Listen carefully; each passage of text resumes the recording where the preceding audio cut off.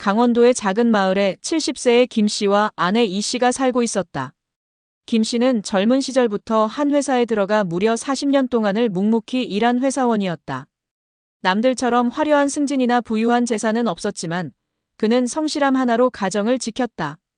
아내 이 씨는 두 아이를 키우고 살림을 꾸리며 남편의 빈자리를 채워주었다. 그렇게 두 사람은 서로의 부족함을 메우며 반세기를 함께 걸어왔다. 이제 김 씨는 퇴직을 했고 부부는 시골의 조용한 집에서 텃밭을 가꾸며 노년을 보내고 있었다. 김 씨가 처음 회사에 들어간 것은 26살 때였다. 가난한 농부의 아들로 태어나 고등학교를 겨우 마친 그에게 정규직 회사원이 되는 것은 꿈만 같은 일이었다. 서울의 작은 제조업체였지만 그에게는 세상에서 가장 소중한 직장이었다. 매일 새벽 5시에 일어나 출근 준비를 하고 지하철을 2번 갈아타며 1시간 반을 달려가는 길이 고달프지 않았다. 오히려 매일 아침 출근길에서 김 씨는 자신이 회사원이라는 사실에 뿌듯함을 느꼈다. 이 씨는 24살에 김 씨를 만났다. 동네 중매쟁이의 소개로 만난 첫 만남에서 김 씨의 성실한 눈빛에 마음을 열었다. 잘생기지도 말솜씨가 좋지도 않았지만 그의 진실함이 전해져 왔다. 결혼 후 이 씨는 맏아들인 남편을 따라 시부모를 모시며 살림을 시작했다. 첫째 아이가 태어나고 둘째가 따라오면서 집안은 더욱 복잡해졌지만 이 씨는 묵묵히 자신의 몫을 해냈다. 김 씨는 회사에서 특별히 눈에 띄는 직원은 아니었다. 똑똑한 후배들이 들어와 빠르게 승진해 나가는 것을 보며 때로는 속상하기도 했다. 하지만 그는 자신만의 방식으로 회사에 기여했다. 누구보다 일찍 출근하고 늦게 퇴근했으며 맡은 업무는 절대 빠뜨리는 법이 없었다. 동료들은 김 씨를 믿고 일을 맡겼고 상사들은 그의 성실함을 인정했다. 큰 승진은 없었지만 작은 승진들이 쌓여 과장 자리까지 올라갔을 때 김 씨는 자신만의 성공을 맛볼 수 있었다. 이 씨의 하루는 새벽 4시 반에 시작되었다. 남편의 아침밥을 차리고 아이들 도시락을 싸는 것부터 시작해서 빨래와 청소, 시부모님 뵙기까지 하루 종일 쉴 틈이 없었다. 아이들이 감기에 걸리면 밤새 간병했고 시어머니가 편찮으시면 병원에 모시고 다녔다. 가끔 친구들이 파트타임 일자리를 권했지만 이 씨는 집안일이 더 소중하다고 생각했다. 남편이 안심하고 일할 수 있도록 뒷바라지하는 것이 자신의 역할이라고 믿었다. 40년의 세월이 흘렀다. 아이들은 모두 장성해서 각자의 가정을 꾸렸고 시부모님은 하늘나라로 떠나셨다. 김 씨의 머리는 하얗게 새었고 허리도 굽었지만 여전히 매일 출근했다. 회사에서도 김 씨 같은 베테랑 직원의 경험을 소중히 여겼다. 하지만 정년이 다가오면서 김 씨는 새로운 걱정에 빠졌다. 평생 회사 일만 하다가 갑자기 할 일이 없어진다면 어떻게 살아야 할지 막막했다. 퇴직 후 부부는 강원도 고향 마을로 내려왔다. 김 씨의 형이 물려준 작은 집과 텃밭이 있었다. 처음에는 무료함과 허전함이 컸다. 40년 동안 규칙적으로 출근하던 김 씨에게 자유로운 시간은 오히려 고통이었다. 하지만 이 씨가 텃밭 가꾸기를 제안하면서 새로운 일상이 시작되었다. 봄이 되자 부부는 함께 씨앗을 심었다. 상추, 무, 배추, 토마토까지 다양한 채소들을 기르기 시작했다. 김 씨는 처음 해보는 농사일이 어색했지만 조금씩 재미를 느꼈다. 매일 아침 텃밭으로 나가 물을 주고 잡초를 뽑는 일이 새로운 출근처럼 여겨졌다. 이 씨는 집안일 경험을 살려 수확한 채소로 맛있는 반찬을 만들었다. 이제 두 사람은 해가 뜨면 일어나고 해가 지면 잠드는 자연스러운 리듬으로 살아간다. 텃밭에서 기른 채소로 소박한 밥상을 차리고 저녁에는 마을 회관에서 이웃들과 시간을 보낸다. 때로는 서울에 사는 자녀들이 찾아와 시끌벅적한 하루를 보내기도 한다. 김 씨와 이 씨는 젊은 시절 꿈꿨던 화려한 성공은 이루지 못했지만 서로에 대한 믿음과 성실함으로 채워진 인생에 만족하며 조용한 노년을 맞이하고 있다. 하지만 평온할 줄만 알았던 노년은 생각보다 험난했다. 김 씨는 퇴직 후 건강이 급격히 나빠졌다. 처음에는 가슴이 답답하고 숨이 차는 정도였다. 텃밭에서 물을 뽑다가 갑자기 가슴을 부여잡고 주저앉는 일이 잦아졌다. 새벽에 일어나려 해도 온몸이 무겁고 조금만 움직여도 숨이 가빴다. 이 씨가 걱정되어 병원에 가자고 해도 김 씨는 나이 탓이라며 미뤘다. 평생 큰 병 한 번 없이 살아온 그였다. 회사 다닐 때도 감기 몸살로 하루 빠진 적이 없었고 동료들이 건강검진에서 이상 소견이 나왔다며 걱정할 때도 김 씨는 항상 정상 판정을 받았다. 그런 자신의 몸을 믿고 있었기에 이번에도 금세 나아질 거라 생각했다. 하지만 증상은 점점 심해졌다. 밤에는 숨쉬기가 어려워 잠을 이루지 못했고 아침에 일어나면 베개가 식은땀으로 젖어 있었다. 결국 병원에 간 것은 김 씨가 텃밭에서 쓰러진 후였다. 그날도 평소처럼 상추에 물을 주고 있던 김 씨가 갑자기 가슴을 움켜쥐며 쓰러졌다. 이웃집 할머니가 이 씨를 급히 불렀고 구급차를 타고 응급실로 실려갔다. 의사는 심전도와 심초음파 검사 결과를 보며 심각한 표정을 지었다. 심장 판막에 이상이 있고 부정맥도 심했다. 즉시 수술이 필요하다고 했다. 방치하면 언제 심정지가 올지 모른다는 말에 김 씨와 이 씨는 멍해졌다. 설상가상으로 이 씨 역시 무릎에 심한 통증을 호소하기 시작했다. 남편의 병원 일로 오가느라 무리했던 탓일까 계단을 내려가지 못할 정도로 아팠다. 정형외과에서 찍은 엑스레이를 본 의사는 고개를 저었다. 무릎 관절이 심하게 손상되어 있었다. 젊은 시절 무거운 쌀포대를 나르고 바닥에 쪼그려 앉아 빨래하고 걸레질하느라 무릎이 망가진 것이었다. 인공관절 수술을 받지 않으면 앞으로 오래 걷기 어렵다는 진단이었다. 두 사람 모두 수술이 필요하다는 현실 앞에서 막막함을 느꼈다. 평생 자식들 공부와 결혼을 위해 모은 돈은 이미 다 써버린 뒤였다. 큰아들이 대학에 들어갈 때 등록금과 생활비, 둘째 딸이 시집갈 때 혼수와 예단까지 부모로서 해줄 수 있는 것은 다 해줬다. 김 씨의 퇴직금 2천만 원도 집을 수리하고 생활비로 쓰다 보니 몇백만 원 남지 않았다. 국민연금 월 80만 원과 기초노령연금 30만 원을 합쳐도 한 달 생활비가 빠듯했다. 김 씨의 심장 수술비만 1천만 원이 넘고 이 씨의 무릎 수술비도 500만 원은 들 것 같다고 했다. 의료보험이 적용되어도 본인 부담금만 해도 감당하기 어려운 금액이었다. 거기에 수술 후 재활치료비와 약값까지 생각하면 머리가 어지러웠다. 자녀들에게 도움을 청하자니 마음이 무거웠다. 큰아들은 대출받아 마련한 아파트 때문에 매달 원리금 상환에 허덕이고 있었다. 자기 아이들 학원비와 교육비로도 빠듯한 상황이었다. 딸은 시댁에서 살림을 꾸려가는 처지라 친정에 돈을 보내기 어려웠다.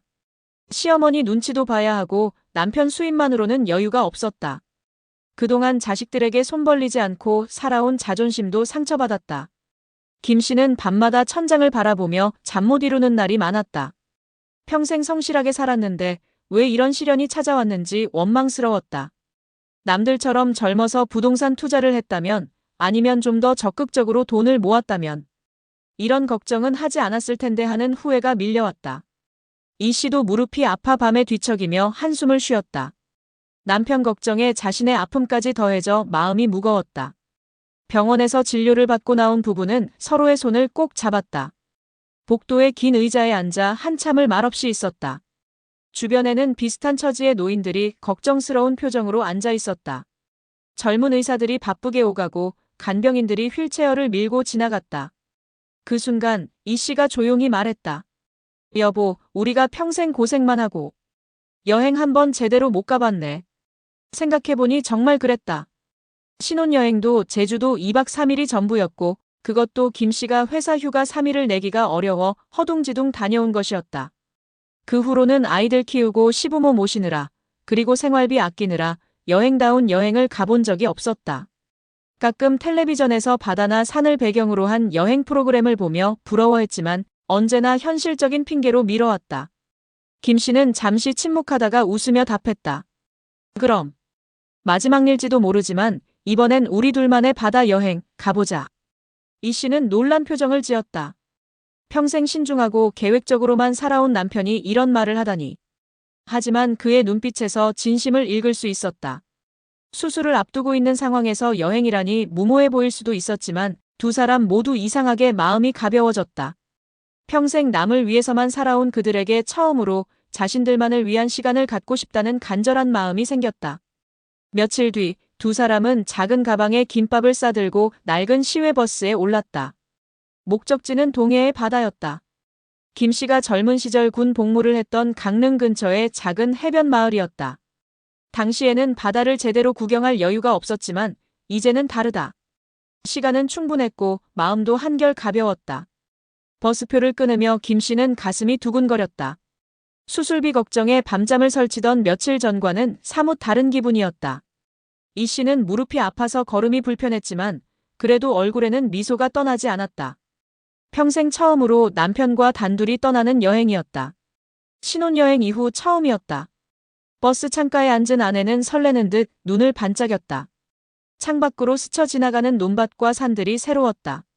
강원도 시골에 살면서도 집과 텃밭, 그리고 장 보러 가는 5일장이 생활의 전부였는데 이렇게 먼 길을 나서니 세상이 이렇게 넓었나 싶었다. 옆자리 남편도 창밖을 바라보며 무언가 생각에 잠겨 있었다. 오랜만에 멀리 떠나는 길, 그 자체가 행복이었다. 버스 안에서 이 씨는 조심스럽게 김밥을 꺼냈다. 새벽부터 일어나 정성스럽게 만든 것이었다. 단무지와 시금치, 달걀지단을 넣고 정성껏 말았다. 김 씨는 아내가 만든 김밥을 한 입 베어 물며 말했다. 여보, 김밥 솜씨가 40년이 지나도 그대로야. 처음 도시락 싸준 그때랑 똑같은 맛이네. 뭘 그런 걸 기억해. 그때는 솜씨도 서툴렀으면서. 아니야, 그때도 지금처럼 맛있었어. 회사에서 점심시간에 다른 사람들이 부러워했었는걸. 버스는 구불구불한 산길을 넘어 바다 쪽으로 향했다. 3시간 넘는 긴 여행이었지만 두 사람에게는 즐거운 시간이었다. 이 씨는 가끔 무릎이 쑤시며 아팠지만 참았다. 이런 기회가 다시 있을까 싶어서였다. 김 씨도 가슴이 답답할 때가 있었지만 깊게 숨을 들이쉬며 견뎠다. 바닷가에 도착했을 때 두 사람은 마치 어린아이처럼 웃음을 터뜨렸다. 푸른 동해 바다가 눈앞에 펼쳐졌다.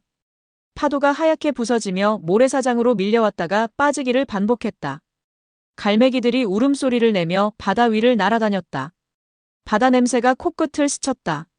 40년 넘게 잊고 있던 그 짠맛이 그리웠다. 이 씨는 신발을 벗고 모래를 밟아보았다. 부드러운 모래가 발가락 사이로 스며들었다. 파도가 발끝까지 차가운 바닷물을 가져왔다.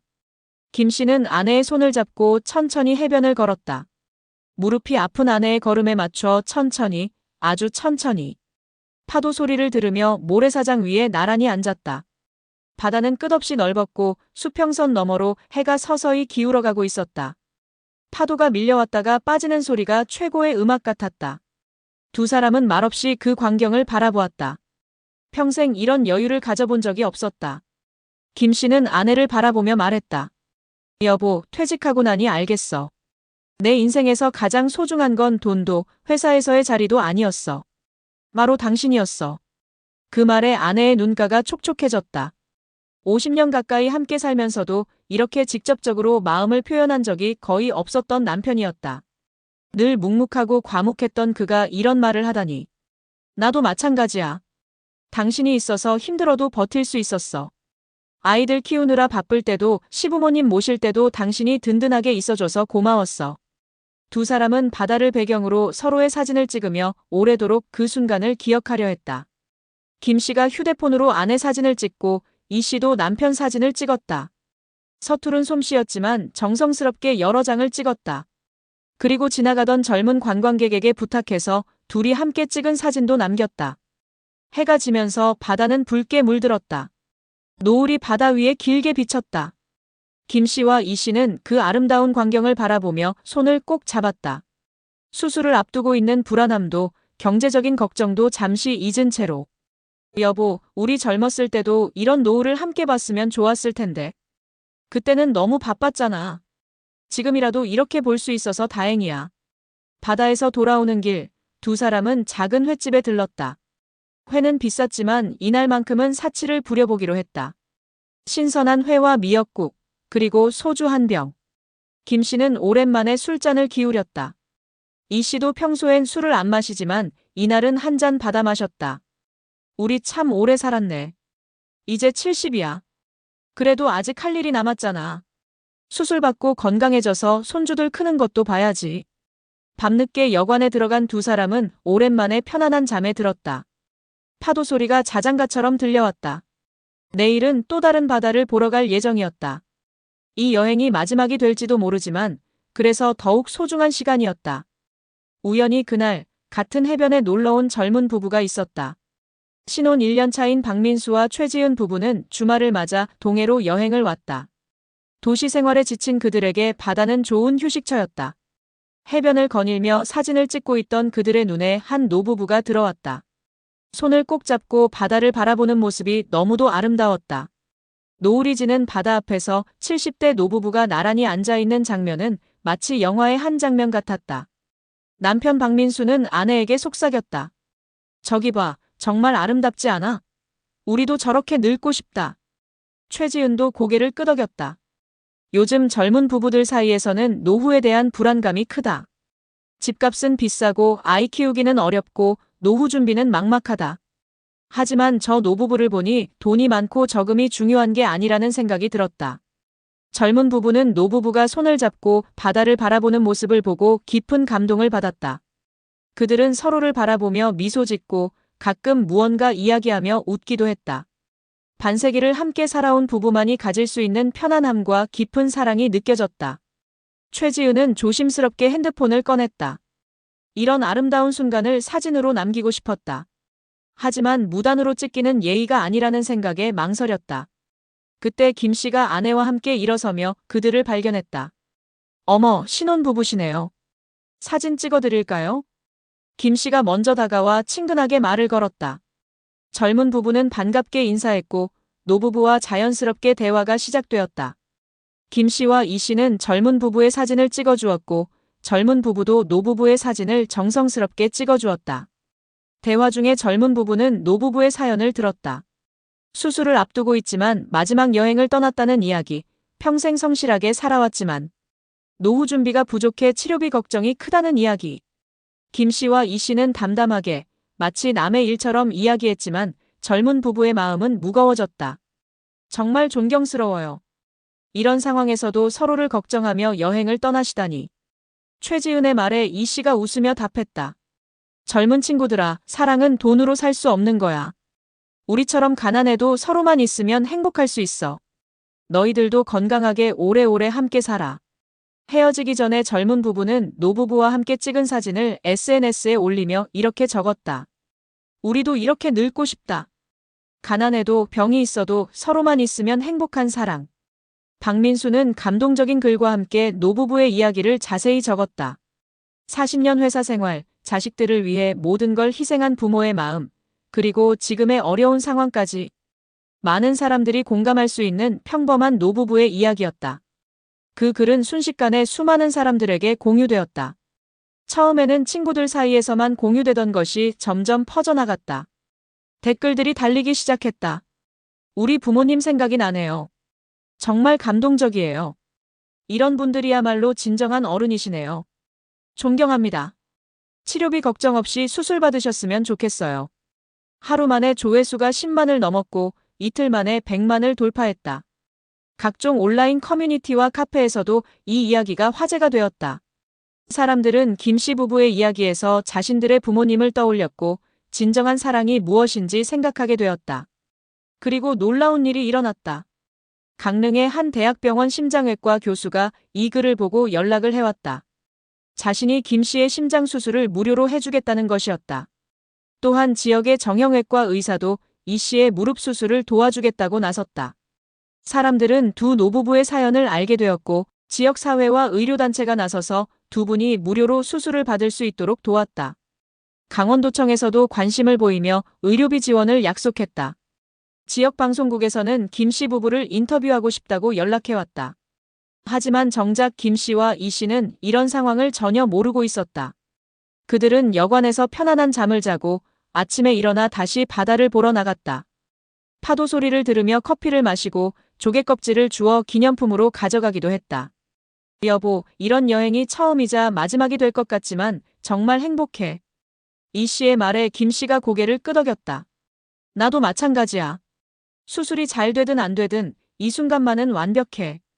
그들이 모르는 사이에 인터넷에서는 그들의 이야기가 계속 퍼져나가고 있었다. 많은 사람들이 감동받고 도움을 주고 싶어 했다. 젊은 부부가 올린 하나의 글이 기적의 시작이 되고 있었다. 김 씨와 이 씨에게는 새로운 희망이 다가오고 있었지만 그들은 아직 그 사실을 알지 못했다. 다만 서로의 손을 잡고 바다를 바라보며 남은 인생을 함께 살아갈 수 있다는 것만으로도 충분히 행복해했다. 몇 달 뒤 건강을 회복한 김 씨와 아내는 다시 시골 마을로 돌아왔다. 김 씨의 심장 수술은 성공적이었다. 막혔던 혈관이 뚫리고 새로운 판막이 들어가면서 숨쉬기가 한결 편해졌다. 수술 전에는 계단 몇 개만 올라가도 가슴이 답답했는데 이제는 언덕길도 무리 없이 오를 수 있었다. 이 씨의 무릎 수술도 잘 마무리되었다. 인공관절이 들어간 초기에는 재활이 힘들었지만 몇 달간의 물리치료를 거쳐 이제는 지팡이 없이도 걸을 수 있게 되었다. 수술비는 정말로 한 푼도 들지 않았다. 인터넷에서 화제가 된 그들의 이야기를 본 의료진들이 앞다투어 도움을 주었다.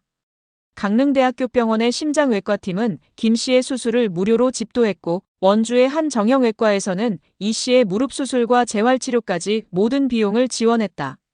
심지어 수술 후 회복을 위한 영양제와 약값까지 후원자들이 마련해 주었다.